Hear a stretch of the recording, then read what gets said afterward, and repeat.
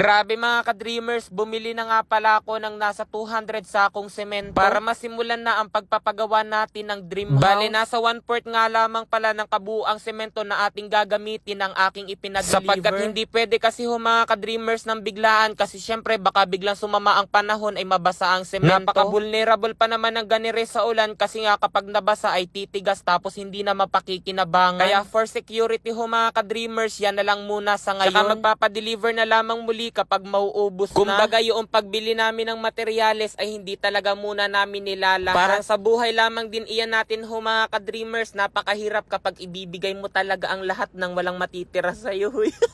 But of course, it doesn't mean that there's something wrong in giving. Kumbaga, after all, it is better to give but don't forget to leave something for yourself. Tsaka dapat stop being people pleaser. Yung tipong sa sobrang bait mo, hindi ka na makapagsabi ng no sa ibang tao. Para kasi sa akin, mga ka-dreamers, not all the time kailangan mong i-grant ang request ng ibang tao. Kasi ako nga minsan sa sarili ko mismo ay may pagkakataon na hindi ko pinagbibigyan ng aking hiling. Tsaka minsan kasi may ibang tao na kapag alam nila na palagi kang yes ng yes, parang dumarating na sa punto na inaabusado ka na. Kaya kailangan dapat alam mo kung kailan ka magbibigay at kung kailan ang hindi. Kasi kapag paulit-ulit mo na silang pinagbibigyan para lang tinotolerate mo sila. O diba napakalayo na pala ng aking sinasabi dito sa video. Pero syempre sinasadya ko talaga iyon mga ka-dreamers para habang kayo ay nanonood sa akin ay may natutuhan kayo kahit papaano. Charot. Ito na lamang din kasi yung aking tulay para kahit papaano nga ay maibahagi ko sa inyo kung ano man yung nararanasan at natutuhan ko sa aking karanasan. Batid ko naman na hindi lahat ng nanonood sa akin ay willing makinig. Kaya kung wala kang eagerness to listen to, nako, feel free to skip this video. Bale, habang nga pala sila mga ka-dreamers nagbababa rito ay binibilang ko kung ilan na nga bang semento yung naipapasok nila rito sa barracks. Ngunit batid ko naman na hindi sila magdadala ng kulang pero para sa kapayapaan ng aking isipan, bibilangin ko pa rin yan. Tsaka karapatan ko naman iyon. O bakit may kumukontraga?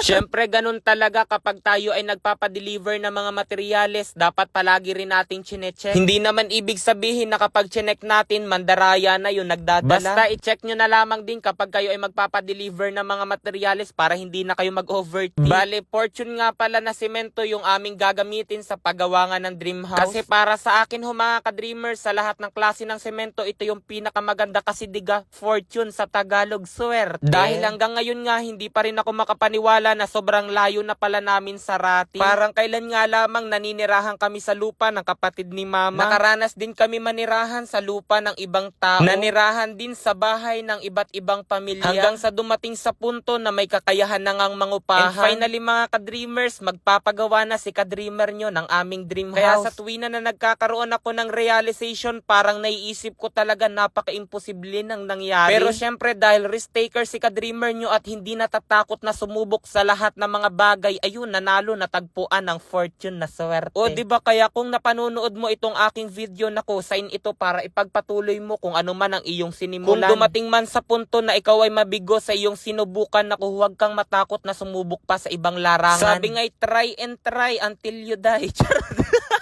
Parang ibang words of encouragement yata yung napanood ko. Bale, after naman mga ka-dreamers na maibaba nga itong semento, ang kasunod naman na itong mga plywood at bakal. Magkaiba nga pala ang hardware na binilihan ko ng bakal at semento. Bale, ito nga palang plywood ay yung pinoy. Iyan kasi ang gagamitin kapag nagpoporma na. Yung makapal na mga ka-dreamers ang binili namin para magamit pa nila sa susunod. Kasi kapag iyong ordinary laang, baka kapag umulan tapos na initan ay sira agad. Siyempre dapat palaging pinipili natin ay yung long term. Kahit naman sa relasyon, mas maganda yung long term, yung tipong wala nang hiwalayan, sayang yung in-exert na effort at oras. Bali, ito nga pala mga ka-dreamers, bakal ay 3 sukat. Batay kasi sa lista ni architect ay mayroong 10mm, 12mm at saka 16mm. Dati mga ka-dreamers, naku-curious ako kung bakit mm yung nakalagay sa mga bakal na sukat. Akala ko pa nga ang ibig sabihin ng mm ay millimeters. Yun pala, noong bumili ako ng bakal, ang ibig sabihin pala noon ay mahal na mahal ang presyo.